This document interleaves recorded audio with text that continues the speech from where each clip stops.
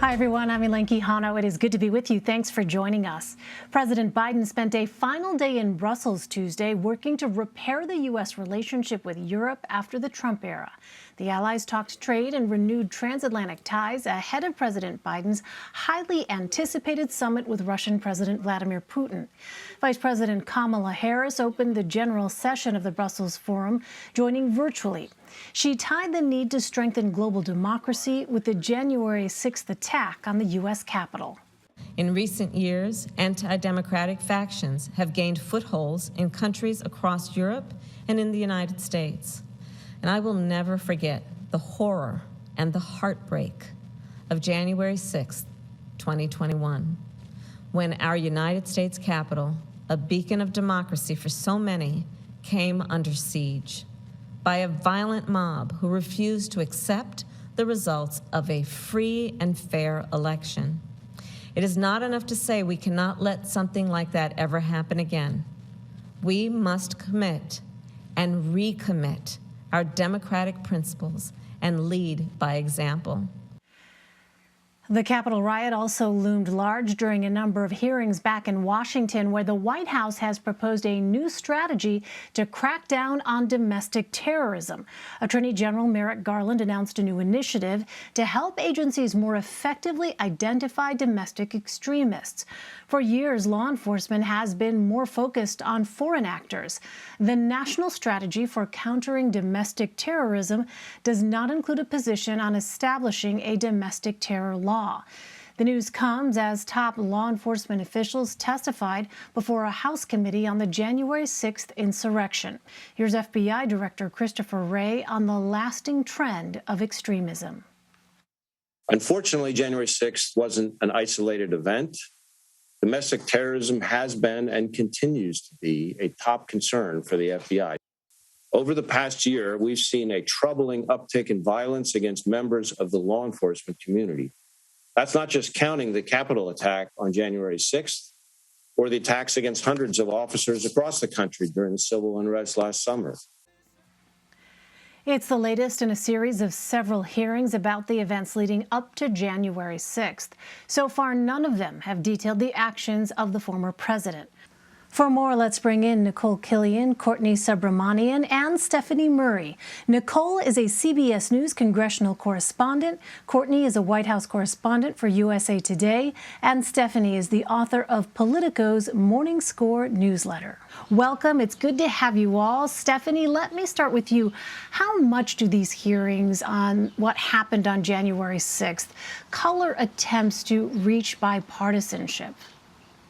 Well, we saw attempts at bipartisanship kind of fall apart when lawmakers tried to get an independent commission put together to look into what happened on January 6th. It looks like that is not going to happen. And kind of the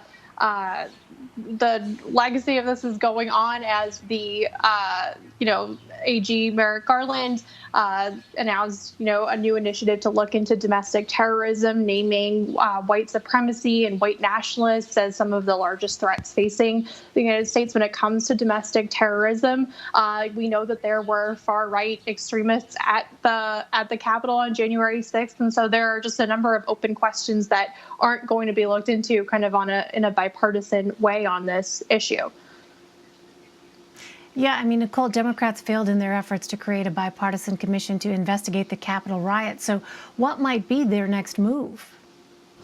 Well, they have a couple of different options. We know that Speaker Pelosi met with various Democratic chairs today, those committee chairs who have had jurisdiction over some portions of investigating the January 6th attack, like House Oversight, the Judiciary Committee, Homeland Security, etc. So they did have a meeting today in the Speaker's office, but she emerged saying that at this point they have not reached a decision on the path forward. She told reporters that her preference is is to still have a bipartisan panel. That is something that she has expressed support for from the beginning. But there are a number of options at her disposal, whether that's creating a select committee, whether that is, moving forward by having one specific committee, particularly in the House, kind of take over a fuller, more broader investigation, or potentially kicking this back to the Senate again to see if they can try to find the votes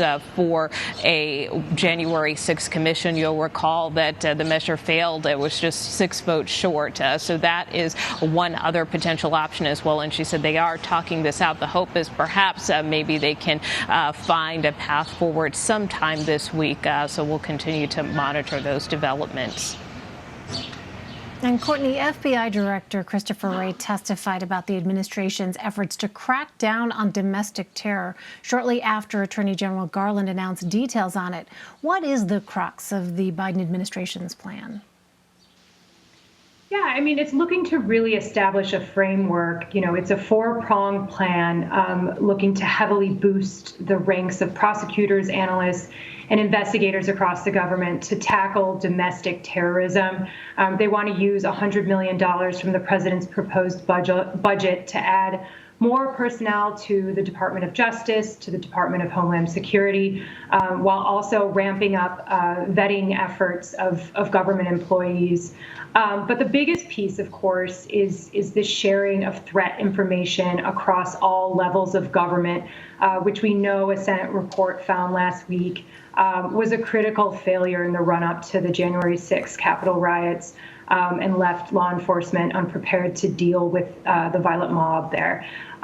What is interesting here is that they did not propose a domestic terrorism law that would punish those international, those accused of international terrorists who have been prosecuted for attacks in the U.S. No federal criminal offense exists for domestic terrorism as it stands. That is something that congressional members have deliberated, but some disagreed it could be redundant, and others, said it could be used to crack down on constitutional acts of political dissent. So at this point, this is something that establishes a national framework to combat this domestic terrorism. All right, let's turn to another topic. Nikole, a growing number of progressive Democrats are speaking out against the bipartisan infrastructure proposal. What are the chances of Republicans crossing the aisle to make up for those lost votes? Well, I think it's still too early to determine that. In terms of listening to Republican leaders today on the Hill, they remain hopeful for some type of bipartisan agreement. Even Senate Minority Leader Mitch McConnell, wouldn't take a position on the legislation just yet. He kind of suggested that he's still more in a wait and see mode, and that he does remain hopeful that something can come out of these discussions. That being said, there's still a lot to work out, and so it's more than just getting Republicans on board. It's also, as far as Democrats are concerned, trying to keep many members of their party in line. You have folks like Senator Bernie Sanders, who have already said that he will oppose any kind of bipartisan measure. He really favors kind of doing this all in one big package, as opposed to doing something more targeted on infrastructure and doing a broader bill that will likely be voted on in a party line way, through reconciliation. So he prefers kind of lumping everything together. You also have folks like Senators Markey and Merkley, who held a press conference earlier today saying that they really feel strongly that any type of infrastructure package must have strong climate components to that. And without that, they feel that there is no deal. Similarly, in the House, some progressives have also expressed concern. Now, I did have a chance to speak to House Democratic Caucus Chairman Hakeem Jeffries earlier today about that, how he plans to keep progressives in line, particularly if we see defections here in the Senate. And he said that he is hopeful that at the end of the day that they can come together around some type of bill similar to the American Rescue Plan, when lawmakers were able to kind of come together there, although we know the last vote wasn't as much a bipartisan effort. So that is what we're hearing from various facets of the party, whether we're talking about leadership, whether we're talking about progressives. I think bottom line, the jury is still out. Stephanie, let me ask you, because Politico has some reporting about potentially the strategy here that Republicans are looking at when it comes to the approach on infrastructure. What can you tell us about that? So the big debate here is how much of the infrastructure package is going to be on physical infrastructure versus, kind of a broader definition that Democrats have used for infrastructure, which includes childcare and other things that you might not think about when you think infrastructure as like traditional roads and bridges. And there's also been disagreement about how much of what's in the package should come from, funds that were already appropriated through coronavirus relief. This is kind of something that happens when you've got such a slim majority in the House and in the Senate. It's a challenge for Biden and the Biden administration to keep his party in line on this. As we mentioned, Senator Ed Markey and others Bernie Sanders, who have said that they, will be opposed to this package if it doesn't meet some of their demands. So the Biden administration, not just, dealing with getting Republicans on board, but members of his own party.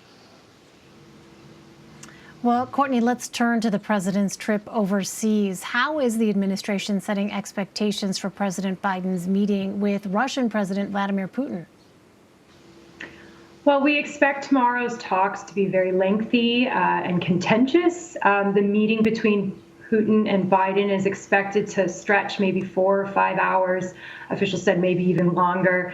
The president and his aides have declined to say what exactly he will raise with President Putin, but we know some of the issues on the agenda are, nuclear arms, which is somewhere where they could seek some cooperation, and that's something that President Biden suggested he'd like to do.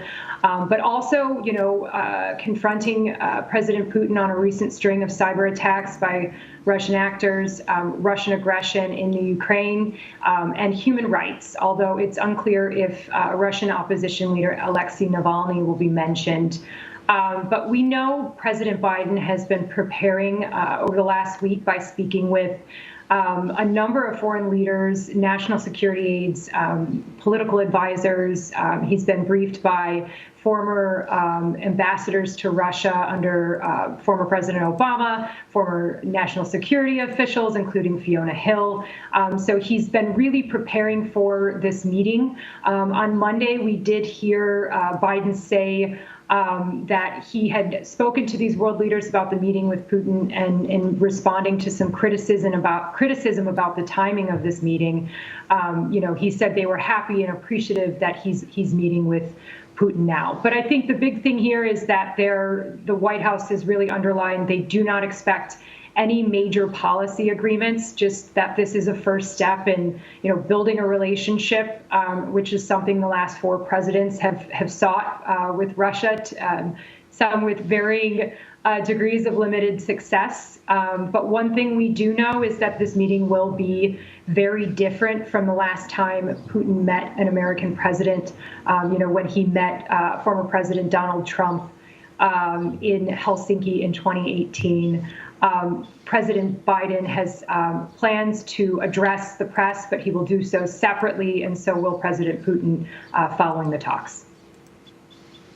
Well, Courtney, there have been mixed messages about whether or not Ukraine will join NATO. Where exactly do things stand now on that?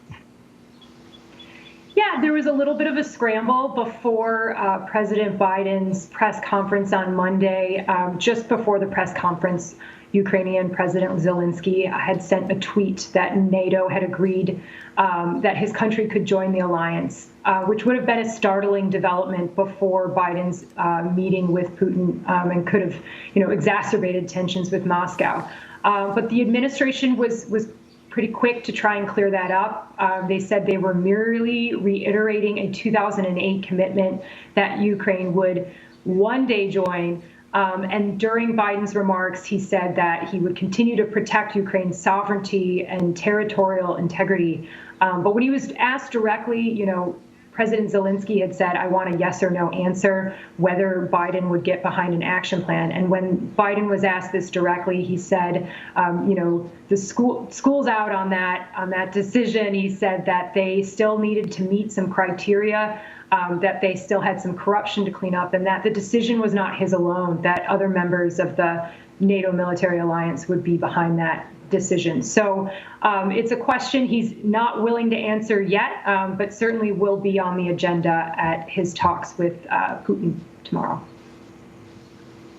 All right, Nikole, a group of Texas state Democrats are visiting Washington Tuesday. They blocked a voting restriction bill last month by staging a walkout from Austin. They're on the Hill discussing voting rights with lawmakers.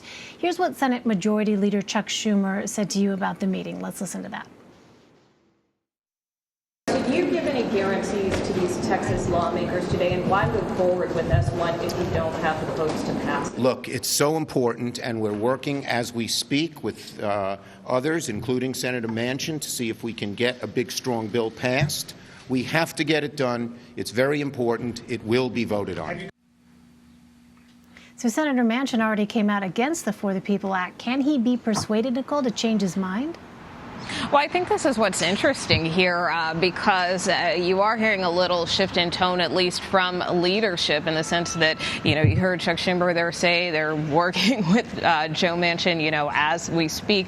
We also heard Speaker Pelosi say over the weekend in an interview that she has been in touch with the senator as well, and she believes that he has left a door open, that it's more an issue of there's some provisions or some portions of the bill that he doesn't like, that perhaps, they can kind of come to some type of agreement, or she feels that it's something that can be overcome. That being said, last week I did ask Senator Manchin if he is willing to change his mind on this, and he did not respond. So I think, again, it kind of remains to be seen. We certainly know that there is a lobbying effort, specifically when it comes to Senator Manchin. It was just last week that he met with a number of civil rights leaders and groups virtually. But, at the end of the day, even if he does change his mind and go against that op-ed that he wrote, the challenge still is trying to find 10 Republicans to be on board with this in the Senate. And Senate Republicans leaders made very clear today that they are opposed to this measure in every way possible. They feel it's a federal takeover of elections, and they have been making this case for weeks, if not months now. So it's hard to see enough Republicans coming on board to support this package. There has been talk perhaps maybe the John Lewis Voting Rights Act might stand a better chance, but even that is up for debate. So as I said earlier, and is the case with a lot of legislation, it's still kind of one of those wait and see things. But we do know, as you heard the Senate Majority Leader mention there, that he intends to move forward with S1 regardless. Yeah, as you note, though, Nikole, from what you just described, it does not appear as though there's anything that would change the dynamic, at least in the near term. Nikole Killion, Courtney Subramanian, and Stephanie Murray, thank you all very much. Really appreciate it.